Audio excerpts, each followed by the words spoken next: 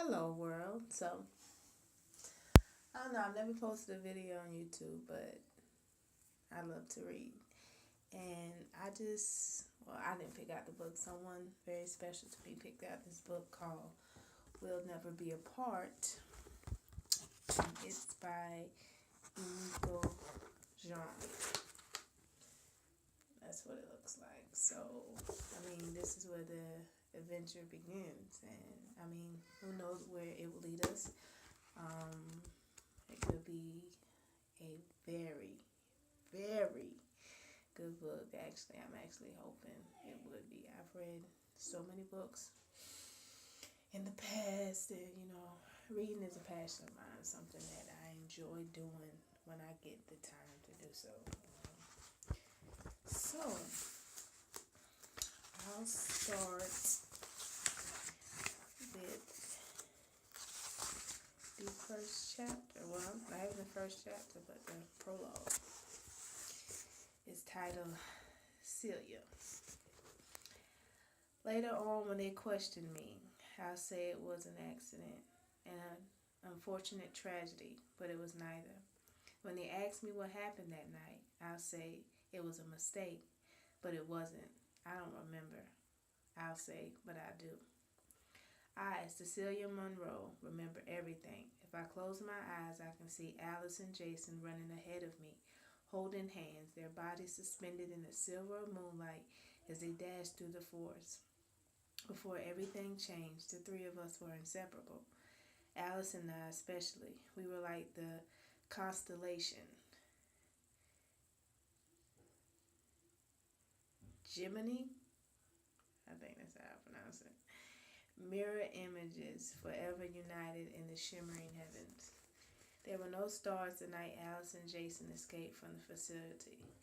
But even in total darkness, they made it past the barbed wire fence to the other side of an almost frozen lake and through an overgrown field where they were finally found refuge in an abandoned barn. I crept in when I thought for sure that they had gone to sleep, but their whispers made me pause. My heart beat like a tethered bird's. They vowed quietly to each other to keep running, to head west and toward a better life, a life without me.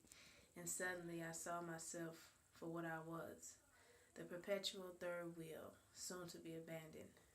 I slipped from my hiding place, and when I found the gas lamp in the horse stall, I thought it must be a sign, some divine intervention telling me that what I was about to do was right. My hand didn't shake as I lit the match and connected to the wick. For a moment, the warmth that sprang from the glass soothed me.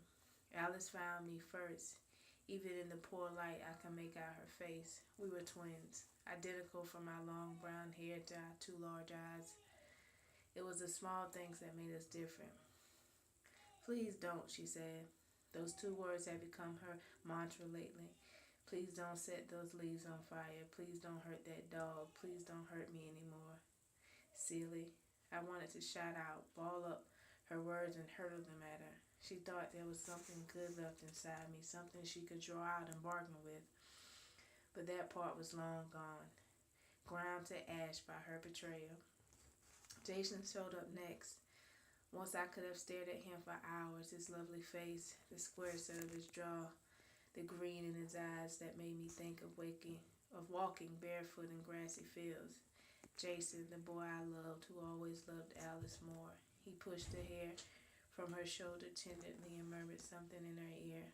The way he looked at her made my stomach feel empty and my body feel small. I spun from them and took a few steps away. I didn't hear him approach, just felt his fingers as he laid them over mine. I studied the tattoo of the unicorn on his wrist. All psychedelic colors and thick, bold lines remind her of happy times. Just let go, he said. Let go. I sounded like an invitation. It sounded like an invitation. The lamp exploded on impact. Fire spread like roots through the moldy hay and slats of the dry barn. When wind swept through the open window, bringing new oxygen to feed the flames, it felt like I was flying. I'd never been so high. Alice fought it. I didn't know she had it in her. She screamed and tried to run for the exit, but the fire hissed and the barn buckled. Something collapsed, blocking her way. I watched as she dropped to her knees and tried to claw her way out, but Jason wrapped his protective arms around her, stealing her frantic movements. He knew it was too late. For minutes that felt like hours, they coughed and murmured pathetically to each other. Then he passed out, leaving my poor Allie to fend for herself.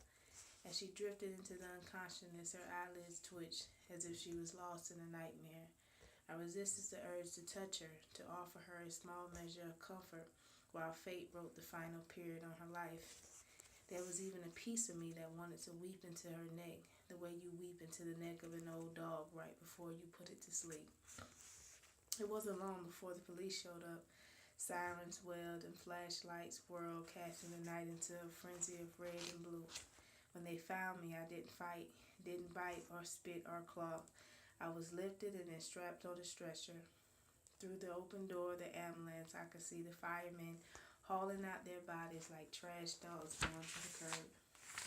They placed a plastic sheet over Jason, but held off on Alice. Someone shouted, "This one is alive." They began to work on her wrecked ship of body, pounding her chest so hard I could practically feel her ribs splintering. "Die," I whispered into the chilly night air. "Just go." But of course she didn't. It would have been so much easier if she had. So, that was the epilogue, and it sounds like this story can go so many ways, because it sounds like her best friend of two people. It's like they could have been three little best friends, and two of them got together, and the other one, like she says, the third wheel, and she's feeling out of place, she's feeling left out, and she feels like the only way she could have either one of them is, well, in this case, like she wanted to kill both of them, but I don't know. So it sounds interesting, it sounds fun, and I'm ready to start chapter 1. Again, it's called We'll Never Be Apart. It says on the cover, some promises are meant to be broken. So, and again, this author's name is Emiko John. So, if you want to check it out, maybe subscribe to my channel. I don't know how this works, or comment. So I'll probably post another video, do another chapter, and when I finally finish, we can go over everything that's happened, and just live. That's what books about. It's just living and exercise. So there you go.